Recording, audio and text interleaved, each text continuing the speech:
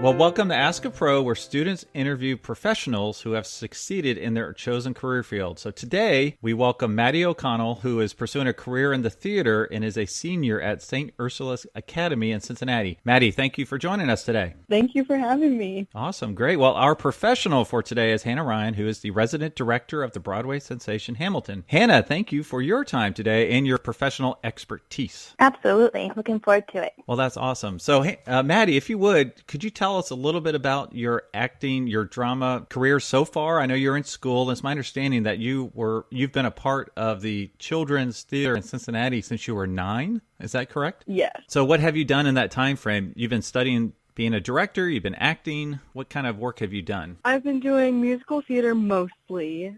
I have a limited experience with directing. I just took a directing class in my high school last quarter, and I directed a 15-minute play. So I have a pretty extensive background in performing and acting and singing and all that musical theater stuff, but I'm interested in learning more about directing, and I might even want to pursue that more in the future. Well, that's awesome. Well, I'm going to stand out of the way and let the two of you talk. What kind of questions do you have for Hannah as our resident expert? Well, I listened to your previous podcast, and I know that you saw some productions in London that inspired you to make the switch from acting to directing. So I guess I just want to hear more about that, if you could go into more detail about what exactly inspired that decision. Yeah, absolutely. So I saw 3 productions that season that were directed by women that really blew my mind. One was a production directed by Emma Rice, and she has a theater company in London that's sort of like their version of Off-Broadway, I would say. And they do like really funky, typically traditional stories that have a very contemporary twist or an edge to it. And so that particular year, it was the fall of 2006, the Royal Shakespeare Company was doing the 50 works of William Shakespeare throughout that season. So they commissioned a bunch of different theater companies to be featured and to either perform there at Stratford-upon-Avon or in various spaces within the town. And I also think maybe even throughout the course of the season branched out into London too. But most of what I saw, actually everything that I saw of that particular experiment was in Stratford-upon-Avon. So I saw her production of Cymbeline, and it just totally blew my mind because, for one, that's a sort of what many would consider a challenging piece of Shakespeare. It's not done a whole lot because it has big issues and what can be seen as problems or can just feel sluggish just because it's so text-heavy and less active. But I was so captivated by her production. She, both in the way in which she communicated with designers and the design elements, the acting choices, the way in which it was contemporized, but then I think even more specifically, the choices she made to contemporize the text, which with Shakespeare, sky's the limit, you can kind of do anything. And so I was really blown away by the fact that you could take what could often feel like a really dense 3-hour piece and make it like an exciting 2-hour piece that felt so contemporary and like something I would watch in New York City today. So that was thrilling for me. That was one particular piece. The other was production of Therese Vaquin that Marianne Elliott directed at the Royal National, and I got to go on later in my career to assist her on Curious Incident of the Dog in the Nighttime on Broadway. So that was like a crazy full circle moment for me to go from seeing a production of hers and like, again, being exposed to the reality that women can direct and have really big ideas on the stage to then get to work with her. So I think for that particular production, it wasn't that it was super modern in take, but it was just so smart and so well directed, and the acting was so sharp, and it was haunting. Like the use of special effects. She had one sequence where like the entire wall of the main house split open, and there was this wind tunnel that sucked one of the characters down the wind tunnel. And as an audience member, I could feel the wind, and I just remember being so connected to that experience to the point when I was walking home that night, I felt a little gust of wind and freaked out, thinking that the character was coming for me.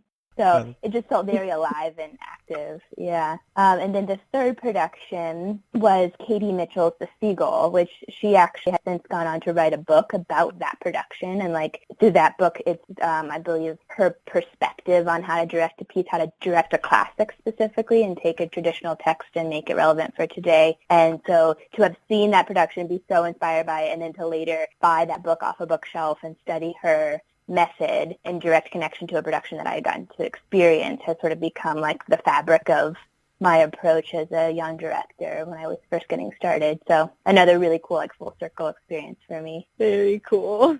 So I know that you grew up on a farm, and my mom grew up on a farm in Illinois. So amazing. Also Midwest. Yeah, that's so cool. I kind of get what you went through. I've been on my grandparents' farm a lot, even though, like, my grandpa retired very early in my life, and they've never had animals. But I guess I just want to know more about how that helped you in your current career and just in life in general. Yeah, that's a great question. I guess for me, one thing I would say, my past and where I grew up and the environment in which I grew up, it gave me perspective. And I think the biggest thing to say to that is I kind of got the best of both worlds. Like, I got to grow up in a rural environment, and now I'm living in an urban environment. So it gave me perspective and understanding of ways in which Americans can exist in this country and live very, very different lives. So I appreciate my exposure in both realms and the ability to have had both. Also, the care of animals and the time that I had, both the showmanship side of, like, 4-H and FFA and preparing livestock for the fair, and also just the day in and day out of spending time with them, I think gave me a lot of empathy and understanding for a creature that I'm not, so like the ability to care for something that I know so little about and to take the time to learn and foster a relationship that in that particular case, if it was an animal I was taking to the fair, was like totally dependent on me. So to be able to do that at a young age, and like my dad just stepped away and was like, this is your project, this is your responsibility. So it taught me a lot about hard work and about a work ethic and about caring for other people, other creatures, like something that is totally reliant on me, which I think as a director is huge. Like, you're ultimately responsible for a lot of people in a room at one time and making sure everyone's needs are met and everyone is being given the best work environment they possibly can be. So to be able to sort of have that perspective and step out of a moment and assess what the needs are in a particular room. Yeah, that's great. Yeah, and I just have to give a shout out to Buddy the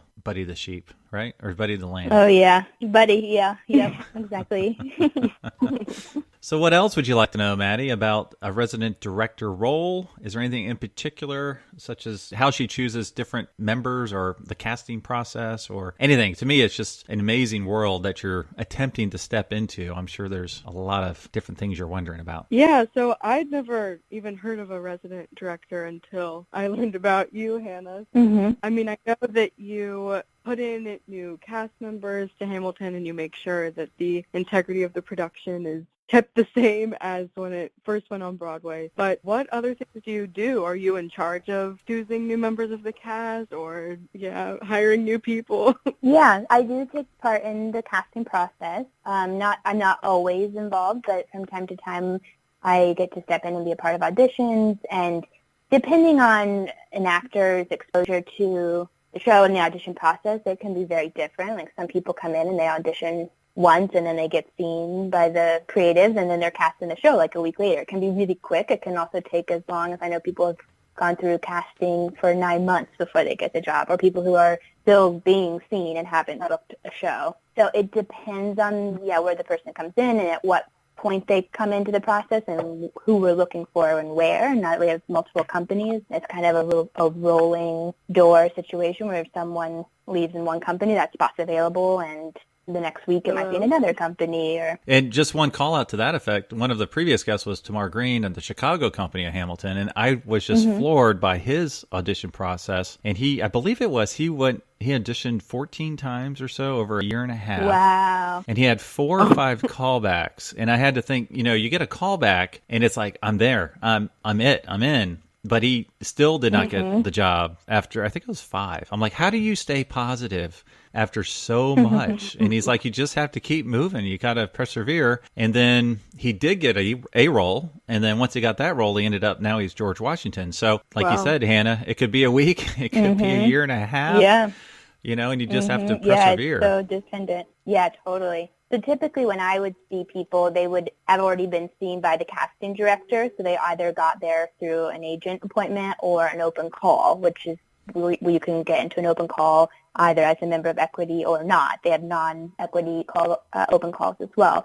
And then once you've been seen by a casting director, you sort of pass that level, then you would come in and be seen by either myself or Patrick Bassel, who's our supervisor, and a member of the music department. And so that way, when you're coming into the room, you're being seen by a director and a music director. And at that point, we do what are called work sessions. So that would be where Tamar was called back, and he then went into a work session situation where you're, by that point, because you've been being seen a bit, you're usually memorized or very close to it. And so it's more about adding in all the layers of like character and tension and getting into the nitty-gritty of the specifics of the music too. So it's an opportunity for an actor to present what they've been working on, and then for us to provide feedback, and then they get a chance to do it again in front of us. So those are typically like 20 to 45-minute sessions. So they're a little more involved and a little more lengthy. And then after that, if you're then brought in again for a third or potentially fourth time, you'll then be seen by the director and Alex Lackamore, who's our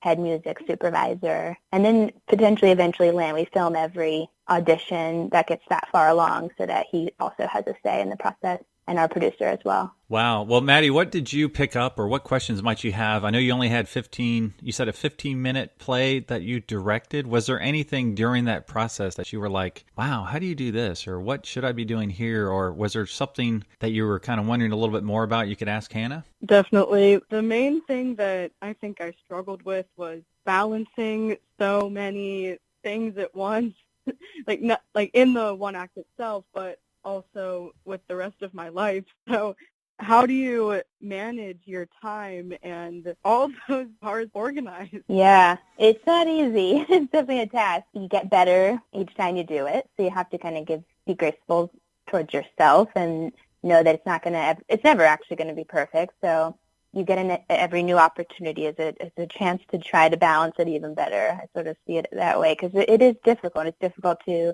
keep the work-life balance in check of making sure you still have enough free time to be seeing theater and be absorbing good art that's going to help inspire your next piece or influence the piece you're working on. But I would say my more tactile, practical answer would be I use a lot of lists. Lists are my friend. And there's nothing greater than the satisfaction of scratching something off the list, like completing a task. Yeah. And so, yeah. And over the years, do you do that too? Do you do the list? Yes. The first thing is on my list is make a list. And then that's the first thing I scratch off. Yeah, absolutely. Yeah. You could start by feeling accomplished. That's too. right. Yeah. But yeah, I think for most people, it would be just the one list get you through the day. But for the director, you're going to have multiple lists with multiple categories. That's just the reality of being in that position and having so much going on. And you're the in-between person where you're interacting with designers, you're interacting with the cast, the stage managers, the crew, so you're very much an interface, and so it's not just about one to do. It's making sure each department has what they need and are set up for success. Yeah. Whew. The nice thing about it, I will say, over the years is with the internet, it can become so much easier. It's such a helpful tool. I now use I don't actually have to walk around with a big fat notebook anymore. I use a lot of apps and things to keep myself organized online. And my absolute favorite thing in the world is Google Docs. So I can keep all the scripts I'm working on, and all the playwrights are connected to each script, and just provide feedback on the comments column and keep ongoing conversations in multiple locations throughout the city. If I have 20 minutes to spare in a rehearsal room, I can be checking that script and giving that writer feedback or having a dialogue with them while I'm in Midtown and they're in Mexico City, say, because I have one writer that is based out of Mexico City. So, yeah. Wow. Well, I want to give Hannah a little time to ask you a few questions, Maddie. Hannah, if you have a few questions. But before we do that, Maddie, do you have any other questions you'd like to ask? Yeah, I think my last one is, what advice do you have for future directors and someone who's just starting out? Yeah, I would say, follow your passion. Go after what you care about. Don't feel like you have to pigeonhole yourself into being a certain type of director that does a certain type of work. For me, my first few years when I was in San Diego and I was working at a community theater as director and co-artistic director there, I was trying everything. I did a summer Shakespeare festival every summer where I would try a different Shakespeare piece, and I branched into Moliere, and I was also doing contemporary comedies and new works. And so that really became my time to just see what I was good at, see what I cared about, get better at the things I wasn't as good at. So just keep trying. Like everything about the business is about repetition, like both in the fact that an actor has to repeat the same show every night when they perform, but for a director, it's about getting better and like honing your skills. So I think the best way to go about that is just to try it all. Find what you care most about and follow that. Thank you. Yeah, absolutely. Yeah, that's great advice to a very difficult question. I mean, there's a lot of stuff you could put in there, so it's great advice, Hannah. Yeah. Well, do you have any questions for Maddie as an up-and-coming drama student? Yeah, of course. I'm curious what your takeaway was from that one act. Like, were you pleased with it? Do you still think about it and wonder if there were things you could have or should have done differently? Yeah, I was really happy with it, actually. I was worried about, like I said, managing so many things at once, but it turned out well. We didn't have stage managers, so I had to call my own cues, and we didn't have costume and lighting designers and prop designers, so I did that all myself. I made my own props, and then I led my own rehearsals and did all of that, and it turned out well, even with the short time frame we had. There's definitely more for me to learn, but I got a lot out of that experience. That's amazing. To me, that's like the perfect example of trying it all. Like now you have the respect and understanding for all of those positions so that as you grow and go higher up in terms of budget and positions surrounding you, you'll have so much empathy and understanding for the people doing those jobs, Definitely. which is so necessary. Yeah, that's so cool. What kind of work are you passionate about? Like, if you had to say now, like you've performed obviously a lot in musicals. Are you mostly interested in musicals or also plays? I'm definitely interested in both, but I think in high school and grade school, they do a lot of what will sell tickets. So I definitely have more experience with musicals, but I'm a big fan of Shakespeare. I've done a decent amount of work with that, mostly scene work, but the full play I've done was Midsummer Night's Dream last year. So I love musicals, but I also love plays. And I think in college I'm hoping to get more experience with straight plays and acting without songs, maybe. There you go. That's my absolute favorite Shakespeare play is Midsummer. Yay. So much fun. Well, that's awesome. Do you have any other questions, Hannah? Do you know what your college plans are? Are you going to study performance, or do you have schools in mind? Have you started that process? That's a great question considering she is in a hotel room in Chicago attending colleges right now.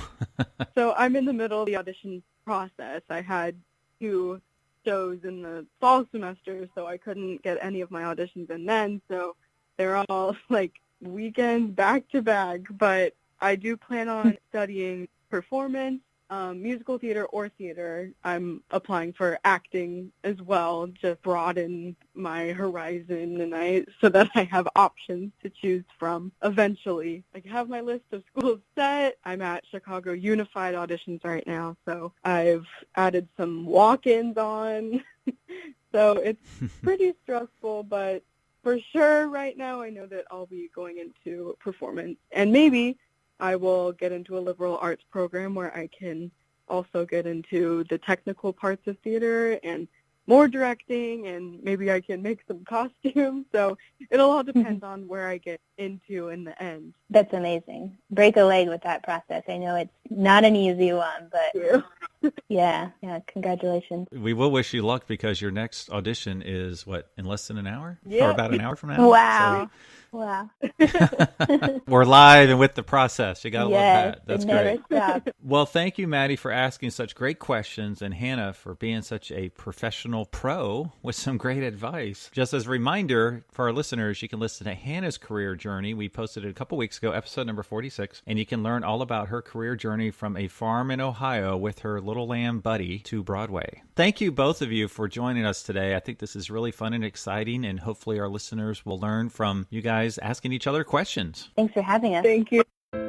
Thank you for listening to Learn from Others, where we help others succeed by sharing success. Where will our next adventure take us? Subscribe to find out. If you know of someone who has a cool career story or occupation, contact Greg through Instagram at Greg Stanley LFO. That's GregStanley LFO. And we will see you soon as we learn from others together.